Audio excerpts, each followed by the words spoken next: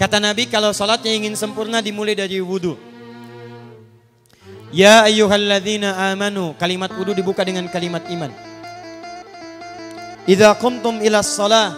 Kalau kamu ingin sempurna dalam menunaikan sholat, faghsilu wujuhakum. Maka mulai dengan menyempurnakan wudu. Lihat baik-baik, saya tidak bermaksud mengajarkan, hanya mengulang kembali apa yang kita pelajari. Yang pokok dalam wudu itu ada 4. Sisanya sunnah. Awas kalau yang 4 ini tidak sempurna maka batal wudunya. 1, faghsilu wujuhakum. Basuh wajahnya. Kalau disebutkan wajah dalam bab wudu, itu tidak ada yang lain kecuali bagian tampak muka. Jadi ya. Kalau yang punya jenggot, itu termasuk janggutnya di selai-selai. Kalau bapak kalau tidak punya jenggot atau belum punya jenggot, tidak usah maksa. Karena sunnah dalam hadis jenggot itu sunnah merawat, bukan menumbuhkan. Silakan buka tentang babul deha, bab jenggot. Itu hadis-hadis tentang sunnah jenggot, sunnah merawat. Merawat bagi yang punya jenggot. Tapi yang tidak punya jenggot jangan dipaksakan. Beli arang, sok. Beli timun, tidak usah. Ya, tapi kalau ada jenggot ya silakan rawat dengan baik. Supaya menampakkan nilai-nilai kemuliaan. Tahan. Sekarang kita mulai. Bagaimana cara berwudu yang baik? Perhatikan baik-baik. Kata Quran faghsilu. Membasuh wajah. Kalimat Qurannya menggunakan kata ghasala. Ghasala itu ambil airnya, tumpahkan di tempat yang dibasuh. Ambil airnya, tumpahkan di tempat yang dibasuh. Mohon izin, tahan sebentar. Mas, sini mas. Bentar ya, kan pantasan. Sifat wudu cuma ada 3. 1, pakai keran. 2, pakai gayung. 3, air yang mengalir. Ya, seperti di sungai ada air mengalir itu nggak ada masalah. Tapi kalau menggunakan gayung atau semisalnya, Nabi itu diriwayatkan dalam hadis itu sangat menghemat air. Bahkan pernah beliau kemudian berwudu, kalau kita kemudian hitung itu hanya sejumlah Pak, seaqua gelas Pak, cukup. Atau yang kedua menggunakan keran ya. Kalau sekarang kita ada keran, contoh ini kerannya. Ya. Kerannya agak tinggi sedikit. Dan kita sesuaikan. Ambil airnya. Misal contoh, ghasala. Ghasala itu bukan ditumpahkan, ambil air, tumpahkan di tempat yang akan dibasuh gini. Yang telunjuk itu kemudian menghapus atau menghilangkan kotoran di sela-sela mata, contoh. Yang jempol menghilangkan kotoran di sela-sela telinga bagian belakang di sini. Ya. Kalau misalnya saya mulai ambil airnya, kemudian saya tumpahkan di sini. Yang telunjuk membersihkan di jari-jari di sini, di sela-sela mata. Yang jempol kemudian membersihkan di sela-sela di bawah telinga sini. Kemudian di selesai. 1. Tahan sebentar ya, ini praktek dulu sebentar. 2. Wa aydiyakum ilal marafiq, ini yang sering keliru. Dan tangan sampai siku. Ingat, tangan bahasa Arabnya yadun.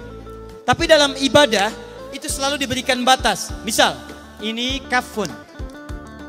Ini asabi'. Ini sampai sini ruslun. Sampai sini Bapak Ibu sekalian, ini namanya mirfaq, jamannya marafiq. Sampai sini katif. Dari sini ke sini itu yad, tangan. Dalam bab sholat, bab wudu, bab ibadah, tidak pernah Al-Quran dan hadis menyebutkan tangan kecuali diberikan batasnya. Contoh, kita saat akan takbir, Allahu Akbar. Lihat An-Nasai nomor hadis 886. Kata Nabi, fawadu'a kaffahul yumna. Maka orang sholat itu meletakkan telapak tangan yang kanannya alal yusra, di punggung yang kirinya. Jadi begitu takbir, Allahu Akbar, yang kanan meletakkan di punggung kiri. Apa batas meletakkannya? Cuman sampai 3. 1, yang telapak ke punggung begini, jadi boleh begini. Yang kedua, pergelangan ketemu pergelangan begini. Rusgun ala rusgin. Jadi begitu takbir, Allahu Akbar, ini boleh. Tapi nggak usah diukur Pak ya, jangan telat. Allah. Pas, cepat. Boleh nanti lebih sedikit ke sini. Yang tidak boleh, awas, ini dilarang dalam hadis. Yang tidak boleh kata Nabi, jangan engkau bersedekap seperti orang sombong. Kata para ulama bagaimana? Ketika tangannya bertemu dengan mirfaknya begini. Nah ini awas, sedekap yang dilarang, hati-hati. Kadang-kadang ada orang menes ke puncak subuh-subuh sholatnya begini. Ya, awas nih. Cuman 3 kalau tidak begini, begini atau begini. Dan saat mengangkat itu cepat Pak. Hadisnya cepat. Fa wado'a. Fa itu di ilmu nahu harfu atfin rabitin baina syai'aini bila hudud. Huruf yang menyambungkan 2 peristiwa tanpa jeda, cepat. Jadi antara mengangkat dengan meletakkan langsung angkat Allahu Akbar. Tidak ada gerakan lain. Maaf, saya tidak bermaksud menyalahkan. Saya alhamdulillah ada koleksi 1235 kitab hadis. Saya mencari gerakan dari ngangkat ke meletakkan begini, tidak menemukan gerakan lain. Karena itu jangankan hadis-hadis yang sahih, di kitab hadis palsu pun pemalsu hadis tidak tertarik memasukkan hadis ini. Saking jelas, jadi saat mengangkat langsung begini. Kenapa saya penting terangkan? Karena ada sebagian saudara-saudara kita merasa tidak enak, Ustadz, kalau saya takbir masa kiri duluan, sedangkan kiri kurang bagus, yang bagus kanan. Saya mah pengennya begini aja lah, begitu takbir kanan duluan baru tutup dengan kiri. Jadi begitu diangkat Allah, kanan masuk, kiri begini tutup. Kadang-kadang kaki naik dikit. Nah itu maaf, saya tidak bermaksud menyalahkan, tapi saya belum menemukan hadisnya. Dan pemalsu hadis pun tidak tertarik memalsukan hadis ini karena saking jelasnya angkat tutup. Jelas ya? Nah sekarang lihat sini. Dalam bab wudu, bahasa Qur'annya mengatakan wa aidiakum ilal marafiq, dari tangan sampai siku. Ila dalam ilmu nahu harful ghayah, huruf yang menunjuk pada tujuan, batas dari ke. Ana minal an sa'adhab min Menes ila Bekasi. Saya setelah ini akan pergi dari Menes ke Bekasi. Jadi saya berangkat dari mana? Menes. Tujuannya kemana? Bekasi. Tujuan dalam bahasa Arab menggunakan ila, harfu ghayah. Dari Menes ke Bekasi. Menes ila Bekasi. Dalam wudu, lihat. Aidiakum ilal marafiq, ila sampai siku. Bukan dari siku ke tangan. Jadi saat kita mengambil air wudu, ambil airnya, tumpahkan dari sini, ilal marafiq sampai ke siku ke sini.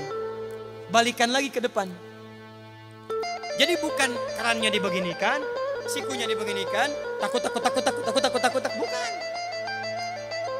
Jadi bukan siku diteruskan ke bawah. Yang tepat itu ambil airnya, kemudian basuh dari sini sampai dengan ke sikunya. Hati-hati, ini ada maknanya.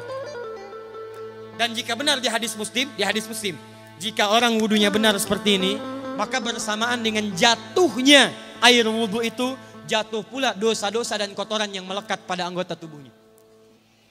Tidak cukup dengan amin, nanti kita lihat dulu. Teruskan, saya baru caranya dulu nih. Awas. 3. Wamsahu biru'usikum. Wamsahu, lihat. Untuk wajah pakai gosala, basuh. Tangan gosala, basuh. Tapi ketika berpindah pada yang ketiga, wamsahu, berubah jadi masaha. Tahan sebentar ya. Cek. Duduk sini aja. Lihat sini. Ya, pilih. Duduk di sini atau ngapus. Nah, sudahlah. Datang sendiri, nulis sendiri, ngapus sendiri, luar biasa. Cuman di Menes ini. Ini awas, ini penting ini Bu ya, penting. Saking pentingnya susah dihapusnya tuh. Dah sini aja. Masaha. Sudah. Masaha artinya mengusap. Kalau yang tadi membasuh, kalau masaha mengusap. Jadi yang ketiga ini tidak usah dibasuh. Jangan tumpahkan air di tempatnya, tumpahkan airnya kemudian usap tempatnya. Pertama, wamsahu biru'usikum. Masya Allah, kata Allah bagian ketiga usap kepalanya. Awas, hati-hati. Tangan selesai pindah kemana? Bukan ke rambut tapi kepala. Jadi dalam bab wudu yang diusap bukan rambutnya, kepalanya. Itulah keadilan Allah. Kalau yang diusap kepalanya, semua manusia yang hidup pasti punya kepala. Tapi kalau yang diusap rambutnya, ada ketidakadilan. Karena tidak semua orang punya kepala, punya rambut. Tuh. Nah sekarang lihat sini. Ketika kita diminta mengusap kepala, bahasanya masaha. Masaha itu begini. Ini saya punten. Bismillah. Ini ya. Ambil airnya, tumpahkan, baru kemudian diusapkan ke kepalanya. Paham ya? Kalau yang gosala, ambil, tumpahkan di tempat yang akan dibasuh. Tapi kalau masaha, hati-hati. Ambil airnya, tumpahkan, baru diusap. Jadi bukan diambil air, tumpahkan di kepala begini. Paham? Nah, tahan sebentar. Dan ini menggunakan huruf ba, Masya Allah. Ba, lihat, wajah tidak pakai ba. Tangan tidak pakai ba. Tapi khusus untuk kepala pakai ba. Wamsahu bi. Huruf ba dalam ilmu nahu. Coba dibuka yang suka ngaji. Buka kitab Bughnil Labib an Kutubil A'arib. Halaman 29 sampai dengan 59. Di situ ada penjelasan karya Ibnu Hisham Al-Ansari. Ibnu Hisham Al-Ansari. Itu ada penjelasan tentang makna huruf ba. Huruf ba itu punya 14 arti dalam bahasa Arab. Ada ilsaq, ada istighraq, ada muhabah, ada ba li tab'id. Ba li tab'id dibagi dua. Tab'id ma'al hudud wa tab'id bila hudud. Ini informasi saja, Pak. Bahasa Arab itu luar biasa. Ada mahasiswa kita orang Indonesia belajar di Kairo di Mesir di Al-Azhar. Ngambil S3. Bahasannya nulis disertasi, bahasanya tentang makna huruf ba di ayat wudu. Wamsahu biru'usikum. Dibahas, hanya membahas huruf ba, Pak, satu huruf itu dapat doktor, dapat S3. Ayo silahkan yang belum S3. Ada huruf ta, ada huruf fa, ada huruf jim sampai huruf ya, masih banyak. Nah yang ba ini, ba, kenapa pakai ba? Kata para ulama dari huruf ba yang 14 ini ada 3 makna yang diterapkan dalam ayat wudu. Satu istighraq. Istighraq itu membasuh keseluruhan. Jadi kalau kita ingin wudu, ambil airnya tumpahkan, basuh keseluruhan dari depan sampai ke belakang begini. Balikan lagi. Yang kedua, at-tab'id ma'at tahdid. Sebagian tapi dengan batas. Kata Imam Asy-Syafi'i, di mana batasnya ubun-ubun? Diboleh kalau kita mau wudhu, misalnya ibu tidak bisa membasuh keseluruhan. Sedang pakai kerudung misalnya, jilbab nggak bisa dibuka. Tempat wudhunya terbuka. Anda tinggal ambil air wudhu, kemudian tumpahkan sedikit, boleh diusapkan bagian kepala sampai ubun-ubun. Sah wudhunya. 3. At-tab'id min duni tahdid. Sepanjang disebut bagian kepala. Masuk kepala nggak ada batas. Ini kepala bukan? Ini kepala? Ini kepala? Nah, jadi kalau Anda berwudu mengusap bagian kepala, itu sudah sah walaupun bagian tertentu diusap di kepalanya. Kapan ini dipraktikkan? Kata Imam Malik, kata Imam Abu Hanifah, ini dipraktikkan kalau seorang memiliki satu sakit di kepalanya yang tidak memungkinkan dibasuh keseluruhan. Misal, mohon maaf, ya ada orang misalnya, mohon maaf ya, tiba-tiba sedang jalan di kebun, tuh jatuh duren. Anak duren lah ya, jangan durennya yang besar. Tiba-tiba nimpa misalnya. Duren teh bahasa rangatnya kadu, Bu, ya. Kadupak, kaduhung, ya, dan seterusnya. Kadu. Nah, nimpa kepalanya, bocor misalnya. Kemudian dalam bocor itu diperban. Kata dokter tidak boleh kena air. Saat bagian kepala yang tidak boleh kena air itu bukan berarti wudunya kemudian bisa batal atau boleh tayamum karena tidak bisa mengusap kepala. Kata para ulama, boleh dia mengusap bagian kepala yang lain yang tidak terluka. Itulah kenapa Allah memberikan huruf ba di sini untuk kemudahan bagi kita dalam menunaikan wudu. Tapi pastinya yang dibasuh kepalanya bukan rambutnya. Jadi kalau ada laki-laki sudah dandan, sisiran, rapi, tiba-tiba keran dibuka, yang diusap cuma rambutnya, ulak, itu batal wudunya. Tidak sah, harus diulang. Terakhir kaki dibasuh sampai dengan bagian mata kakinya, dan ini tidak perlu saya terangkan karena mudah bagi kita untuk mempraktekannya. Tapi yang ingin saya jelaskan satu ini saja. Perhatikan baik-baik. Yang 4 ini wajib wudhu. Tambahannya sunnah. Niat dimasukkan dalam wajibnya. Lihat sini. Kumur-kumur sunnah. Telinga sunnah. Istinsyak sunnah. Yang 4 ini wajib. Tapi terlepas dari wajib dan sunnahnya, perhatikan baik-baik. Kenapa ini disebut dengan wudhu? Dan hebatnya Al-Quran mengistilahkannya dengan toharah. Toharah. Apa itu toharah? Apa itu suci? Toharah. Apa itu toharah? Suci. Apa itu suci? Toharah. Ada toharoh, ada nadhofah, itu beda. Kalau nadhofah, bersih luarnya, tapi belum tentu bersih dalamnya. Bisa jadi luarnya bersih, tapi dalamnya najis. Misal, hewan yang paling najis apa? Yang haram. Misal hewan tadi itu, hewan babi misalnya, misal dibersihkan, dimandikan, disisir, sampai bersih. Bersih tidak? Bersih, bersih. Tapi halal tidak, suci tidak? Tidak. Al-khinziru nadhifun walakinnahu ghairu tahir. Babinya bisa bersih tapi tetap tidak halal, tidak suci dia. Tetap haram, tetap najis. Paham? Tapi kalau bersih luarnya dan suci dalamnya, maka kalimatnya berubah dari nadhafah jadi tohara. Tohara. Orangnya disebut dengan tahir. Kalau rajin dikerjakan disebut dengan mutatahhir. Wudu dalam Quran disebut dengan tahara. Seakan-akan memberikan pesan, maaf, orang yang wudu itu bukan hanya bersih fisik luarnya saja. Jadi kalau orang wudunya bersih, bukan cuma wajahnya yang bersih. Kalau wudunya benar, bukan kotoran di tangan saja yang hilang. Tapi mohon maaf, fisik dalamnya itu ikut suci. Fungsi tangannya jadi bersih, fungsi wajahnya jadi bagus, fungsi lisannya jadi bagus. Makanya kata Nabi, kalau orang benar wudunya bersamaan dengan air wudu yang menetes, maka tumpahlah kotoran-kotoran di bagian fisik-fisik tubuhnya. Jadi kalau kita benar wudunya kumur-kumur, kukumur, masukkan, keluarkan, bersamaan dengan keluarnya air itu, maka kotoran-kotoran di lisan pun ikut keluar. Tangan dibasuh, bersamaan dengan dibasuhnya tangan, fungsi tangan yang kotor-kotor itu ikut hilang. Hadis Muslim. Makanya orang yang setelah selesai wudu dia berdoa, apa wudunya? Apa doa wudunya? Asyhadu an la ilaha wa asyhadu anna Muhammadan Allahumma minat waj'alni minal, lihat sini, minal mutatahhirin, minat tawabin. Lihat. Bapak Ibu kan baru wudu, tapi kenapa doanya selesai tobat? Allahumma ja'alni minat tawabin. Ya Allah, jadikan saya termasuk orang tobat. Kita kan baru wudu, kenapa doanya baru selesai tobat? Sedangkan tobat itu mengakui kesalahan, menyesali kesalahan, dan berjanji meninggalkan yang salah, mengganti dengan yang baik-baik. Makanya kalau orang wudunya benar itu, begitu dia kumur-kumur, dia ingat kesalahan apa yang dikerjakan oleh lisan ini. Jadi begitu kemudian ditumpahkan airnya, hilang kotorannya. Maaf, yang suka mencela wudu, selesai wudu tidak akan mencela lagi karena tobat dari celaan. Makanya kalau wudu Anda benar, coba ingat-ingat, siapa korban dari lisan Anda yang tajam itu? Apakah ibu Anda yang pernah menangis karena lisan Anda? Apakah ayah Anda yang kecewa karena kalimat-kalimat Anda? Apakah tetangga Anda yang menjauhi Anda karena kata-kata kotor Anda?